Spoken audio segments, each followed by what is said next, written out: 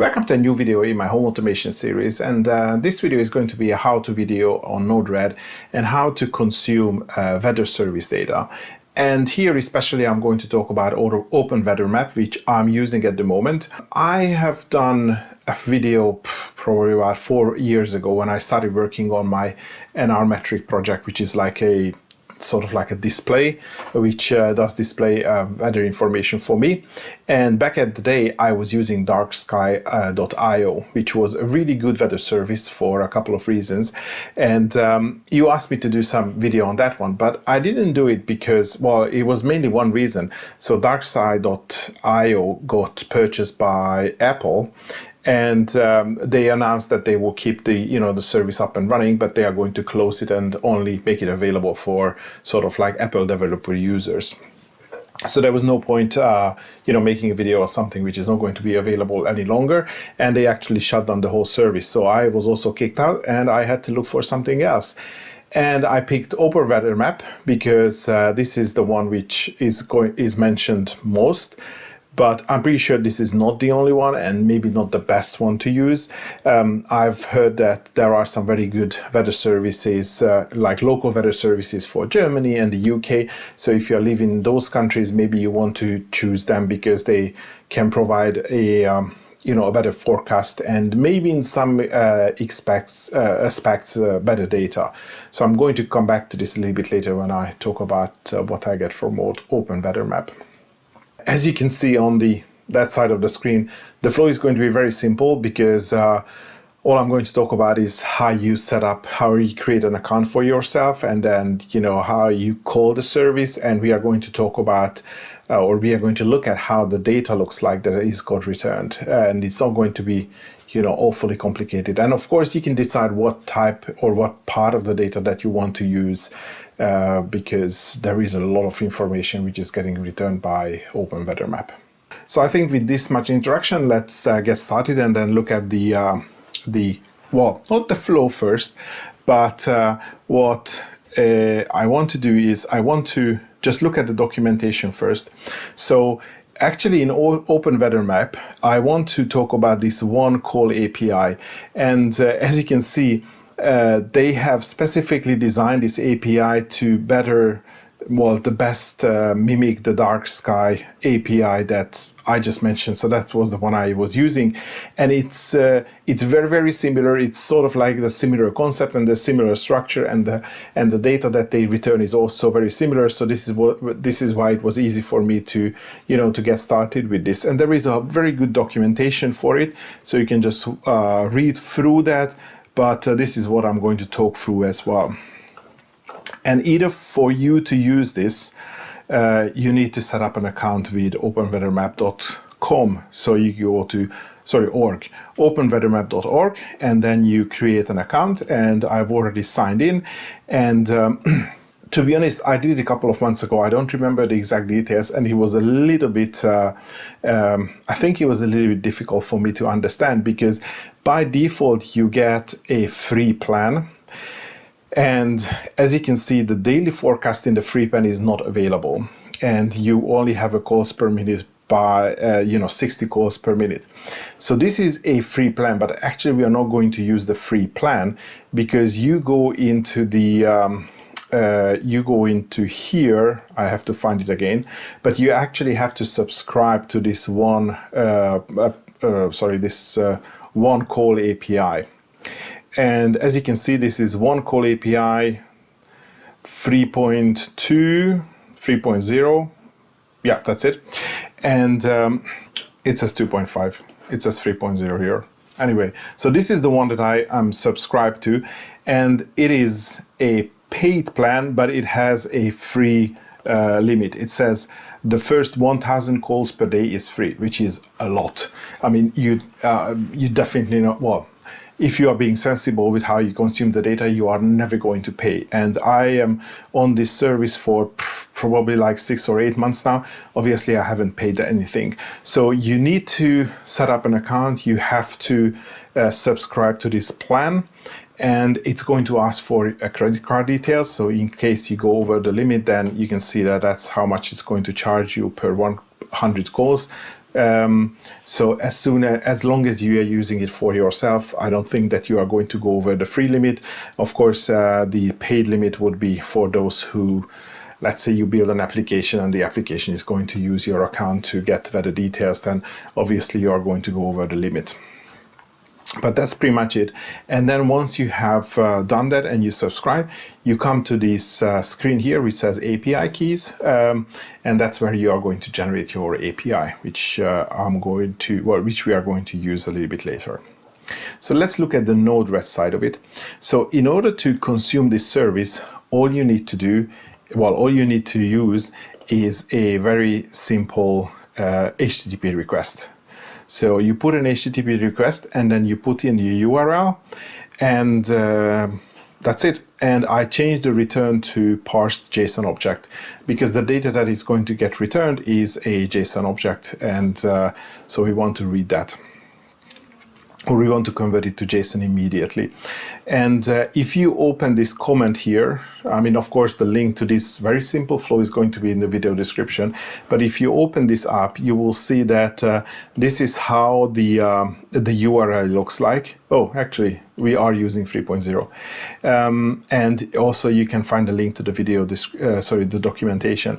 And this is the link that I put into the HTTP request URL. And as you can see, it starts with api.openweathermap.org/data 3.0 one call and then question mark, and then you have latitude and you have longitude. So obviously you have to change this to point to your location. So at the moment it points to Budapest, which is where I live. So this is the latitude and that's the longitude for the city. And I also wanted the units metric. Because, well, I want everything in, metric units. And you can also decide what you want to exclude. And I mean, I want to use a fairly minimal set of weather forecasts. And what I'm interested in is the current weather. And I want a daily forecast. And basically from that daily forecast, I think I'm getting a forecast for the next 8 days, but I'm pretty much just using it the today and the tomorrow. And I'm going to show that why that is, why the reason I'm using that. So what I exclude is the hourly, the minutely, and the alerts. But I'm going to show you an example how that looks like. And at the end, you have to provide your API key. So here you replace that with the API key that you generated from the site, once you have done all the subscription. So make sure that, the link is here for documentation, and obviously the link that I'm using here has my API keys. So once I export the flow, I'm going to delete that. So again, you have to don't forget to put the API key at the end of it, because otherwise it's not going to return anything. So normally what you would do is you would create an inject node, and let's say you would set up this inject node in a certain interval. So let's say executes every hour. I don't think it needs to be any more frequent than that, or whatever frequency you want. If you execute it once an hour, you are going to consume, obviously 24 requests per day, which is well below the 1000 limit, the daily limit. Sorry, 1 per hour. But again, just make sure that you know what you are doing. I mean, make sure that it doesn't get triggered by some other process and it, just keeps calling the API. But if you want to test, I've also created you a simple example. So this inject node contains an example response. So this example response is the one that I use. So that's for Hungary or for Budapest, and it excludes all the minutely and the hourly. But I've also included a full request here, which actually is a request for Chicago, and it has everything. That's how it looks like. And what is going to come out from this call is a JSON object, a JavaScript object, and that's what you can see in the debug node. So I can click on the update, or I can click on the example. I mean, it's going to be the same now. So let me just use the example, and let's look at what is the data that is getting returned. So I'm just going to make this bigger so we can see all the details.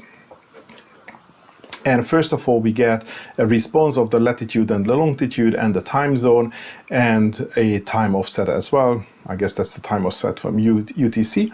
And because I have included all the hourly and the minutely and the alerts, so we are getting two objects, what is called the current and the other one is called the daily. So let's look at the current. So this is the current weather sort of like forecast.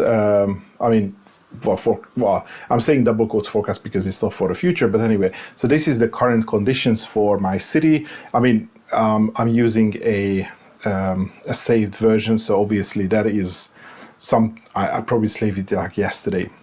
But anyway, you can see that that's the time zone. So actually it was today at a couple of hours ago. And you can see that you get information when is the sunrise and the sunset. You see the temperature, what is the temperature feels like, the pressure and the humidity, dew point, a UV index, and because this is metric, so obviously this is in Celsius, the pressure is in millibars. I think it's millibars. Actually, you can look at the documentation here. So you can see it accepts unit standards, metric, imperial. And if you click more, then it was going to tell you what would be the measure for each of the values that got returned. And you have UV index and the cloud. So this is a percentage of the cloud. That's basically a number between 0 and 1. So what is the percentage of cloud? So this is 0. So it was a clear day at 6 p.m. You have visibility as well, you have wind speed and wind direction. So this is like degrees azimuth, and that would be, I think, meters per second. And you also have a weather object, which I'm not sure why this is an object, why this is an array, because all the examples I've seen, it has only one item, and it just shows, it just contains some description of the weather. So clear sky and a clear, so you can use this or the ID, the icon to get an icon or a pictogram of the weather if you want to use it on a screen or something. You can also specify language, which I didn't do, so I think the default is English.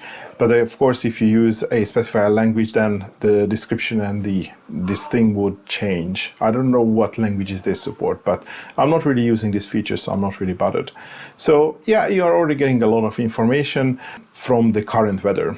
And then what I also use is the daily. And as you can see, you get in the daily, you get an array, and that's your forecast for the next. It's the next 7 days, because the first day is today. So in this array, index 0 is always the current day, index 1 is tomorrow, index 2 is the day after tomorrow, and so on.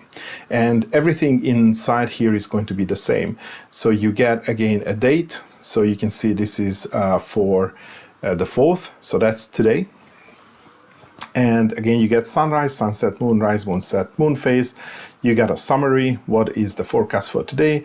And here for the temperature, you are getting quite a few things. So what is the minimum and the maximum temperature, and the nighttime and the daytime temperature, and the evening and the morning temperature. So again, you can just you can do, if you don't want to do your own calculation, you can get some averages and everything here. And you got the same for feels like as well.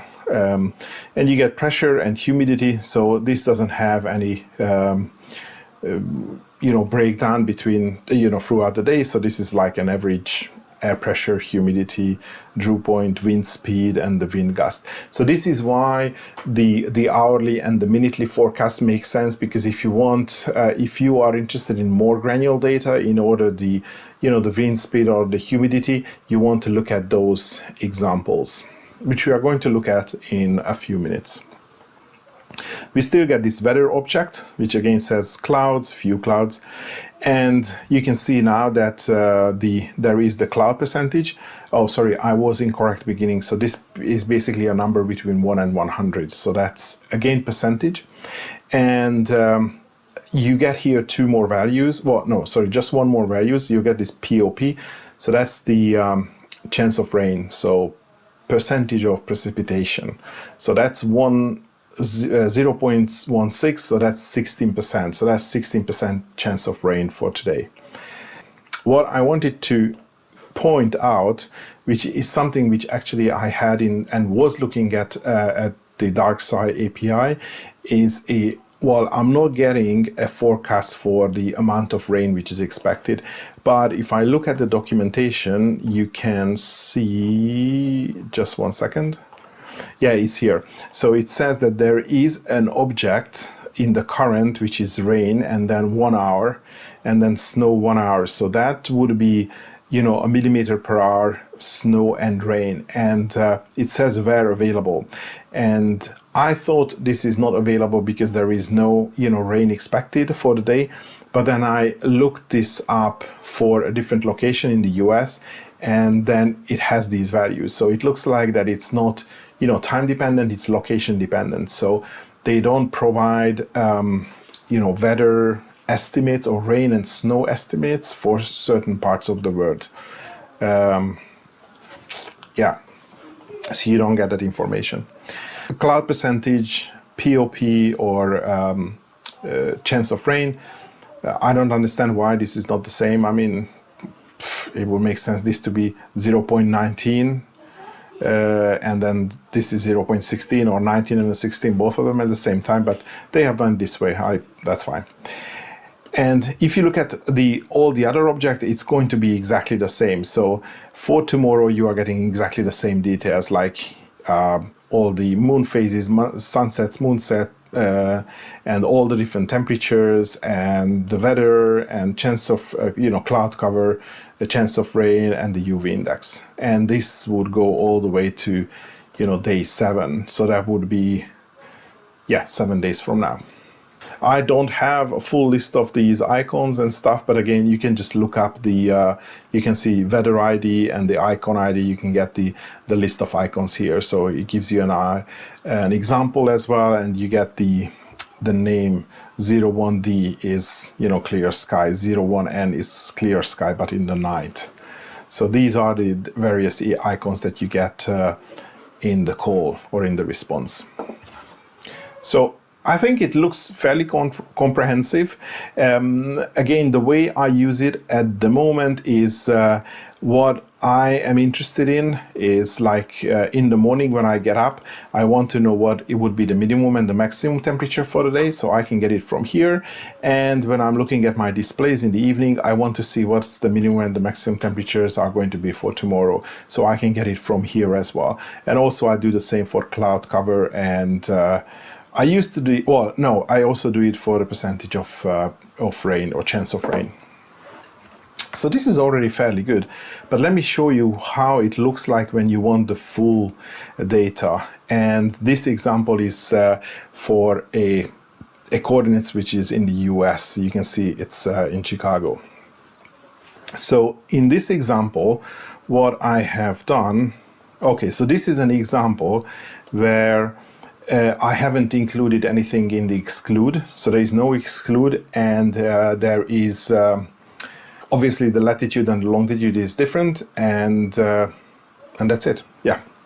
So that was the response to that request, and as you can see, the current is the same. So you get the time and the date, and you can see the temperature and the pressure. Why is the temperature is 200? Okay, that looks weird. Okay, so this looks a little bit weird. I'm wondering if the temperature is in kelvins, because Kelvin in Fahrenheit. 69? Yeah, that's probably in Kelvin. So I think if you, yeah, if you don't include I probably didn't include the unit, and I didn't specify that it's imperial. So if you don't specify as imperial, then it takes the sort of like the standard, not even the metric, but the standard units. Like, you know, the standard unit of measure for temperature is Kelvin. Anyway, you always learn something. So yeah, just ignore the fact that the temperatures are in kelvins. The pressure is, that looks like millibars. The humidity is, well, that's percentage. Anyway, you get all these values, and here you can see that this is the rain data that I was talking about. So it looks like that it does provide a rain figure. So there is, it expected 1.78, and again, I'm not really sure about the units here, so this could be millimeters per hour, but it could be like inches per hour, and that's the expected rain. So that's the one thing which you get is rain, and I would expect that if you look at a location anywhere in the US, you probably get this data. And the daily hasn't really changed, so that's all the same, and you get the same data. I mean, now it comes in different units of measure, but you can see there is a rain here as well. So you get that's the rain expected for, you know, Chicago, for, that's actually today. And you get a rain here as well. So you do get rain data here. And if you look at, and because I haven't restricted, I also get data for hourly and minutely. And as you can see, the minutes are for the next hour, and it's not going to have the full information, but as you can see in the minutes, you get a precipitation. So that's basically is going to tell you how much rain is expected in every single minute. And you can do the same in hourly as well. So the hours you get for the next 48 hours, you do get more information here, but again, the probably what is important or is the rain, and of course the wind speed and the wind gust, and those are going to change as well.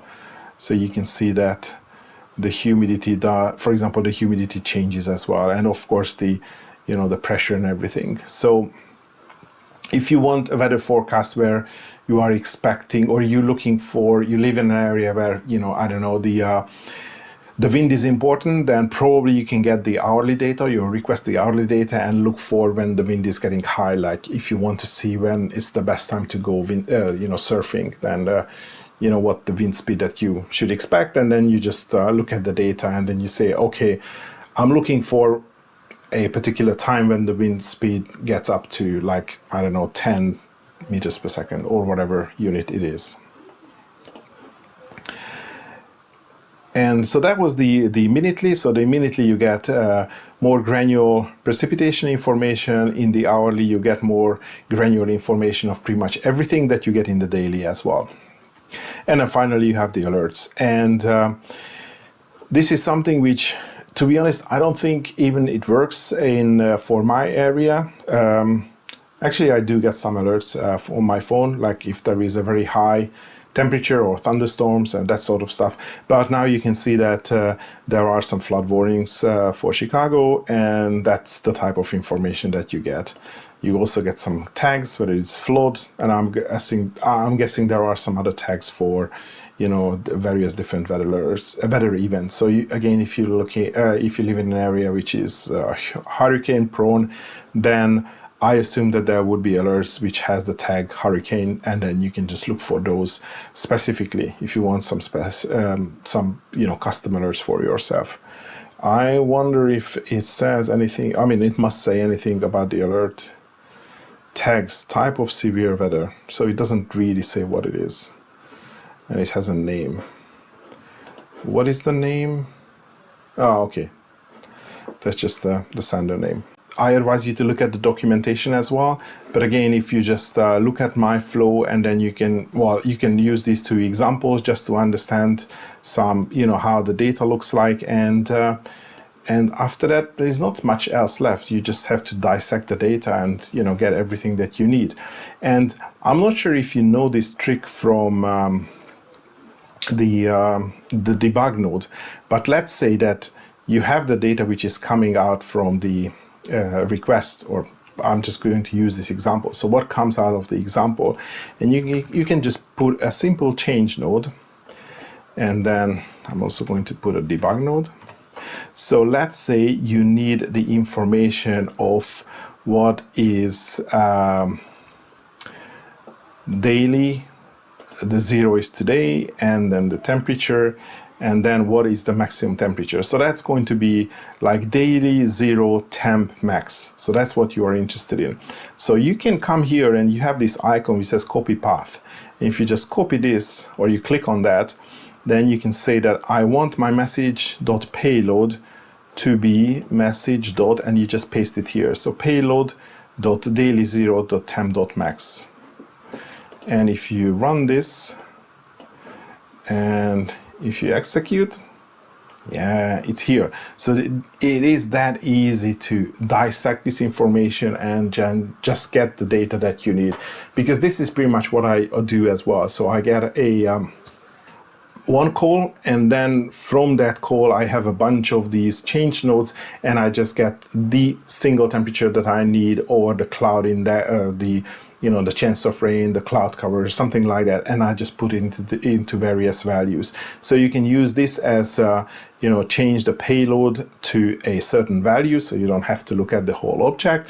Or what you can also do is, if you want to store it in let's say in a flow variable, then you can say that flow today max equals the same thing. So if I deploy and if I execute, if I go to my context flow, then it is stored here. So again, it's very easy to do this. You just call it, you place your values into, let's say, flow variables or global variables, and that would get automatically updated once a day, and then you can just use this data in your flow or in your function nodes. So I think that will be all I wanted to share about this Open Weather Map API, how to use it, and how the data looks like that the API returns. I hope you find this useful. Again, the link to this very simple flow is going to be in the video description. But that will be all for today. Thanks for watching, and hopefully see you in the next video.